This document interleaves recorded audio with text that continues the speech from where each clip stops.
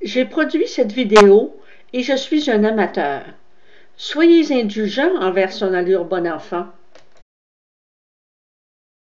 Bonjour, je suis un écrivain qui s'intéresse à l'éducation.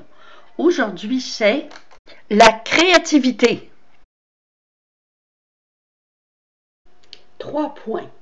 C'est dans la tête que ça se passe, c'est dans la réalité que ça se voit. Les ordinateurs sont-ils créatifs?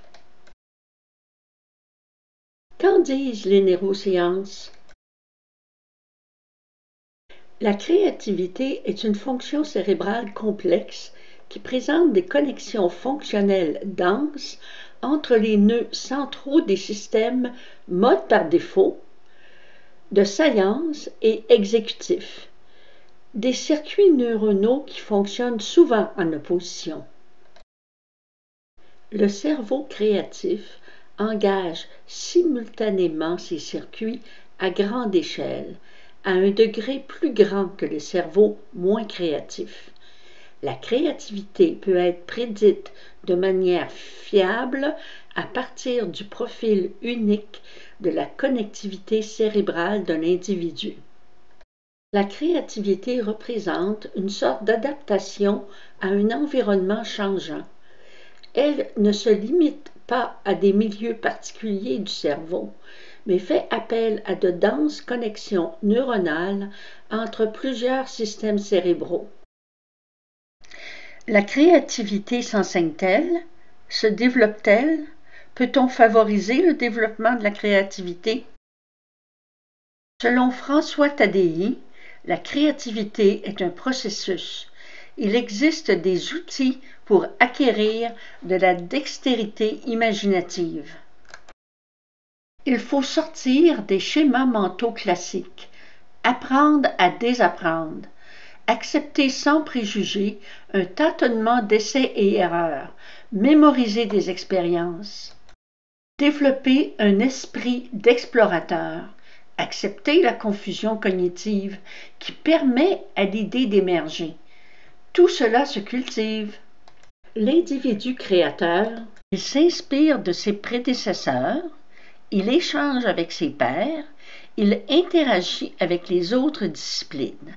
À l'âge de l'interdépendance globale, reconnaître la puissance des liens et des interactions dans son propre cerveau et avec celui des autres est au cœur des innovations. Deuxième point, la créativité appliquée et les 8 types créatifs selon Adobe. Le texte qui accompagne la vidéo détaille les caractères de chaque type créatif.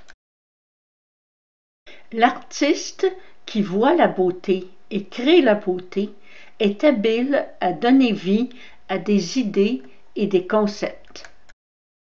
Le penseur se caractérise par une grande curiosité intellectuelle. Il est capable de trouver et créer du sens parmi les grandes idées et les pensées profondes qui l'habitent. L'aventurier est curieux et enjoué. Il a un haut niveau d'énergie créative. Tant d'idées l'assaillent, mais il manque de temps pour les mettre en œuvre. Le maker, celui qui s'active dans les makerspaces, les Fab Labs, le faiseur, l'artisan, sa concentration au travail, son dévouement vers sa communauté. Le producteur, pour qui le processus mène au pouvoir. Ses solides compétences en leadership lui permettent de faire avancer les choses. Le rêveur, au fort lien avec ses émotions, empathie et sensibilité. C'est le pouvoir de l'imagination déchaînée. Innovateur, il brasse les idées, perturbe le statu quo, n'hésite pas à reprendre inlassablement son travail. Il génère des solutions innovantes. Le visionnaire, il est plein de grandes idées, voit le potentiel de tout et des possibilités partout. Il imagine l'impossible. Cette classification peut-elle servir de base à l'élaboration de critères d'évaluation de la créativité? Quelques mots sur la co-créativité. Voici les types de créatifs qui forment les meilleures équipes, selon Adobe, une entreprise informatique qui produit des logiciels graphiques pour les créateurs, dont Photoshop, InDesign, Acrobat et autres. Voici deux célèbres équipes de créateurs que plusieurs aimeraient égaler. Troisième point. La créativité est-elle le propre de l'être humain? Les ordinateurs sont-ils créatifs? Nombreuses sont les applications informatiques qui favorisent le développement de la créativité chez l'être humain. Apple Éducation s'ouvre sur le texte « Éveiller la créativité chez tous les élèves » et propose aux enseignants quantité d'activités pour le faire.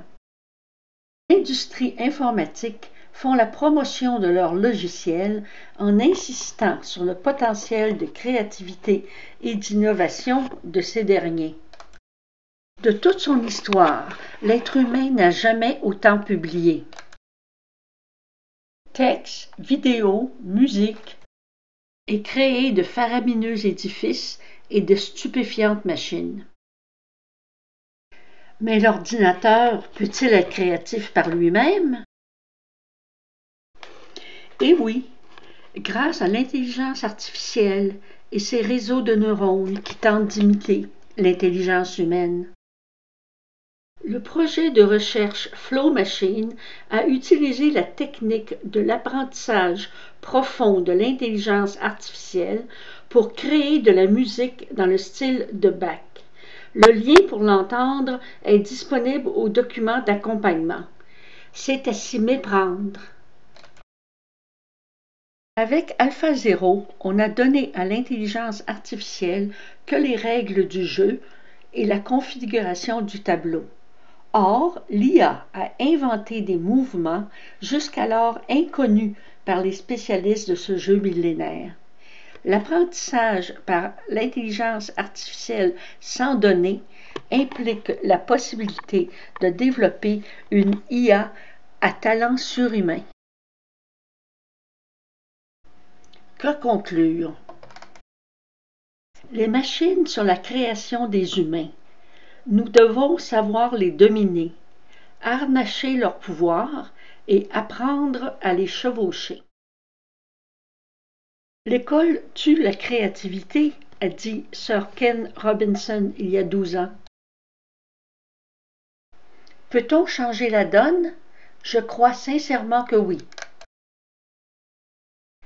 La grande force de l'école, c'est de savoir aider le jeune humain pour qu'il accède au savoir et au savoir-faire qui ont permis à l'humanité d'atteindre les sommets de bien-être physique et de développement artistique que nous connaissons. La grande faiblesse de l'école, ce qui tue la créativité, est la structure sclérosée qui cherche à faire entrer les enfants dans un moule. Ma recommandation? Respecter les types créatifs des enfants. Pour évaluer la créativité, le laboratoire Adaptation Travail Individu a développé le test EPOC qui permet de mesurer divers aspects de la pensée créative. Un haut potentiel intellectuel ne fonctionnera pas cognitivement de la même façon qu'un haut potentiel créatif. Ceci est la liste des traits de caractère des grands créateurs, le Big C, selon le laboratoire Adaptation Travail Individu, auquel on peut ajouter la flexibilité mentale, une grande ouverture d'esprit et une tolérance à l'ambiguïté. Il est important de favoriser la créativité en éducation pour faciliter l'adaptation des futurs citoyens au monde contemporain et ses étourdissants changements. Pour les Grecs, la créativité désignait apporter une nouvelle vie dans la vie.